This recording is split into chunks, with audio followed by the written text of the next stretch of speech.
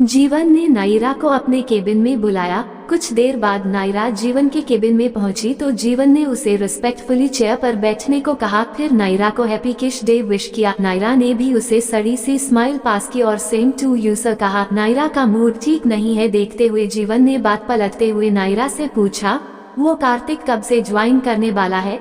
आजकल उसके बिना देख रहा हूँ कुछ लोगों का मन सा नहीं लग रहा है। नायरा समझ रही थी कि जीवन क्या चाहता है, इसलिए उसने कहा, सर अभी मेरी उससे बात नहीं हो पाई है, कुछ अपडेट होगी तो मैं इन्फॉर्म कर दूंगी आपको। अपने लैपटॉप में कुछ चेक करते हुए उसने पूछा, जहां तक मुझे याद है उसने 5 दिन की छुट्टी मांगी थी, अब तो टाइम पूरा हो गया है। नायरा ने याद दिलाते हुए कहा, सर बाद में उसने एक मेल और किया था लीव एक्सटेंड करने के लिए, मैंने तो अप्रूव नहीं की। जीवन ने नायरा को तिरछी नजरों से देखते हुए कहा। नायरा ने बस सर हिलाया और कुछ नहीं कहा। अब जीवन ने कार्तिक के प्रोजेक्ट के बारे में अपडेट मांगी तो नायरा ने बताया, सर प्लान के अकॉर्डिंग मॉड्यूल कंप्लीट हो रहे हैं, कोई डिले नहीं है। नायरा की बात सुनकर जीवन को हैरानी हुई, कार्तिक नहीं है ऑफिस में फिर भी काम पूरा कैसे हो रहा है? मन में सोचने लगा, मैं बॉस हूँ बेटा, तुम मेरे साथ खेलने की कोशिश कर रही हो, मैं तुम्हारे गेम को तुम्हारे अकॉर्डिंग ही खेल लूंगा। फिर जीवन ने पूछा, तो तुम्हारा मॉड्यूल कैसे चल रहा है?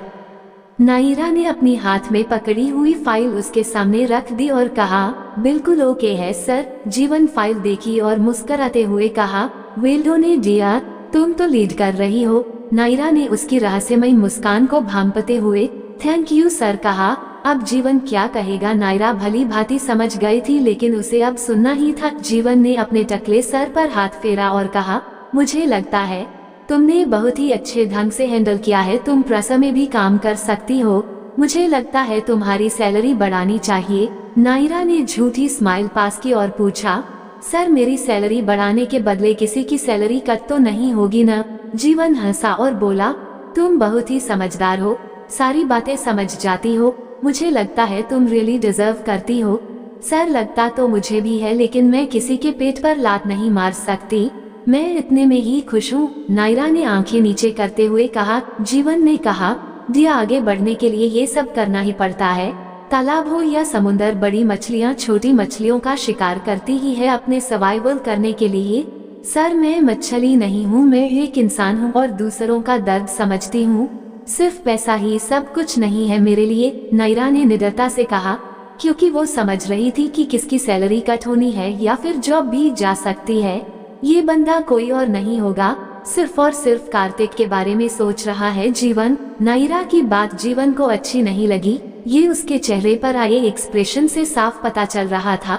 उसने नाम सुकोड़ी और आंखें निकालते हुए कहा, मैं तो तुम्हारे भले की बात कर रहा था, जैसी तुम्हारी मर्जी, मत बढ़वाओ, मुझे तो किसी की कम करनी ही है, टीम और भी लोग हैं उनसे बात करनी पड़ेगी। सॉरी सर मैं कुछ समझी नहीं, आप किसके बारे में कह रहे हैं? नायरा ने डिप्लोमेटिक होते हुए पूछा, जाहिर सी बात है कार्तिक के बारे में, उसका लीव लेने और काम करने को लेकर मेरे पास फीडबैक नेगेटिव ही आ रहा है, सो उसे इसके लिए पे करना पड़ेगा।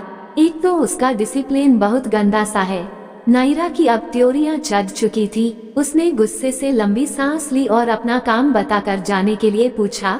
तो जीवन ने कहा, क्या करोगी बाहर जाकर, काम तो तुम्हारा पूरा है, कार्तिक का काम निपटना है तो चली जाओ। सर अभी मॉड्यूल हेड मैं हूँ तो ये मेरी ही जिम्मेदारी है कि जब तक वो अपसेट है मैं काम पूरा करा के रखूँ।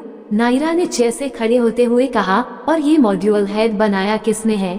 जीवन ने अपने पैर लंबे करते हुए नायरा से पूछा। ऑब्वियसली बॉस ने, मेरा मतलब आपने, नायरा ने धीरे से कहा। जीवन ने कहा, तो बॉस की हर बात मानो और कार्तिक के चक्कर को छोड़ दो, उसकी नौकरी बहुत जल्द ही जाने वाली है, बस तुम अपने काम पर ध्यान दो। नायरा ने कहा, सर मैं तो हमेशा ही अपने काम पर ध्यान देती हूँ।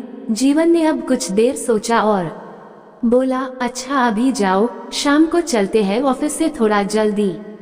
नायरा इस बात पर चुप ही रही और कुछ नहीं कहा।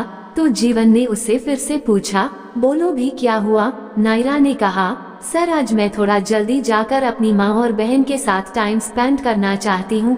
जीवन ने अपनी दाढ़ी पर हाथ फेरते हुए कहा, टाइम तो मैं भी अपनी बीवी के साथ स्पेंड करना चाहता हूँ, लेकिन उसे खर्चा कराना होता है और मैंने पैसे तुम्हें दे रखे हैं, अब उसे कैसे समझाओ? नायरा के नैन सजल हो चुके थे। उसने अपनी मजबूरी के बस में होते हुए अपनी इच्छाओं को मारना ही सही समझा और अपने आंसू पूछते हुए वहां से निकलने लगी तो जीवन स्माइल पास करते हुए कहा, तो मैं हाँ समझूं। नायरा रोती बिलखती उसके ऑफिस से निकल रही थी कि उसे बाकी स्टाफ ने देख लिया। बस ये खबर काफी थी आज की ब्रेकिंग न्यूज बनाने के लिए। थोड़ी ही देर में फैल गई, नायरा और बॉस का कुछ हुआ है। नायरा रोते हुए केबिन से निकली है। नायरा ने केबिन से निकलकर अपनी शीट पर जाते जाते कार्तिक को कॉल लगाया। कार्तिक नीलू के किसी काम से रिसेप्शन पर गया हुआ था। उसका फोन उसके रूम में ही रह गया था। नीलू ने देखा कि कार्तिक का कॉल आ रहा है। उसने फोन उठाया तो देखा नायरा कॉल कर रही है। बस नीलू की त्योरियां चढ़ गई। गुस्सा आने लगा था। ये लड़की नहीं मानेगी, हमेश यही कॉल करती है, आखिर क्या चाहती है, आज फैसला हो ही जाएगा। उसने कॉल डिस्कनेक्ट कर दी। इतने में कार्तिक रूम में एंट्री करता है। नीलू के फेस के एक्सप्रेशन देख कार्तिक उसे हैरानी से देखता ही रह गया।